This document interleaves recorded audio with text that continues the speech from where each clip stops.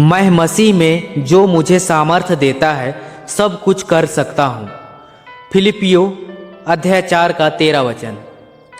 जय मसीह की मेरे प्रिय भाइयों और बहनों, हम सभी के जीवन में ऐसे पल आते हैं जब मन कहता है अब मुझसे नहीं होगा, मेरे बस की बात नहीं, मैं कमज़ोर हूँ।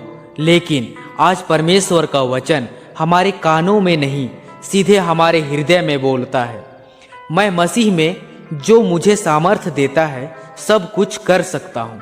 यह सिर्फ एक वचन नहीं, यह हार मान चुके इंसान के लिए जीवन का ऐलान है।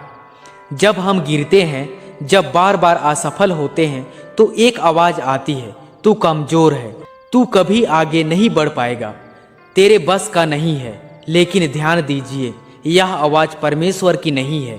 परमेश्वर का वचन कहता है तू अपने बल से नहीं, मसीह की सामर्थ्य से आगे बढ़ेगा। वचन यह नहीं कहता मैं अपनी बुद्धि से, मैं अपनी मेहनत से। वचन कहता है मैं मसीह में।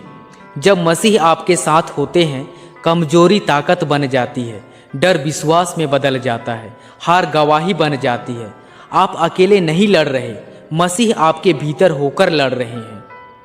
यह वचन हमें याद दिलाता है सामर्थ हमसे नहीं आती, सामर्थ मसीह से आती है। पौलुस यह वचन आराम में नहीं लिख रहा था, वह जेल में था, दुख में था, सताया गया था, फिर भी वह कह सका मैं सब कुछ कर सकता हूँ, क्योंकि परिस्थिति नहीं, मसीह उसकी सामर्थ थे। सब कुछ का मतलब यह नहीं कि जीवन में कठिनाई नहीं आएगी। इसका मतलब है मैं टूट कर भी उठ सकता हूँ, मैं रोते हुए भी आगे बढ़ सकता हूँ, मैं हार के बाद भी फिर खड़ा हो सकता हूँ।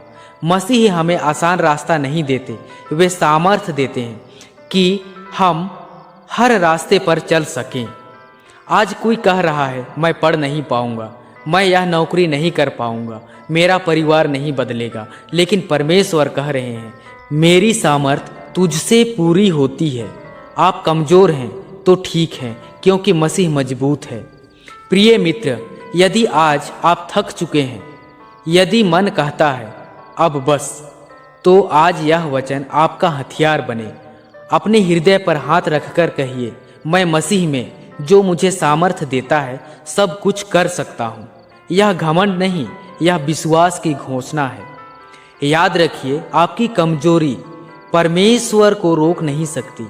मैं मसीह में जो मुझे सामर्थ्य देता है सब कुछ कर सकता हूँ।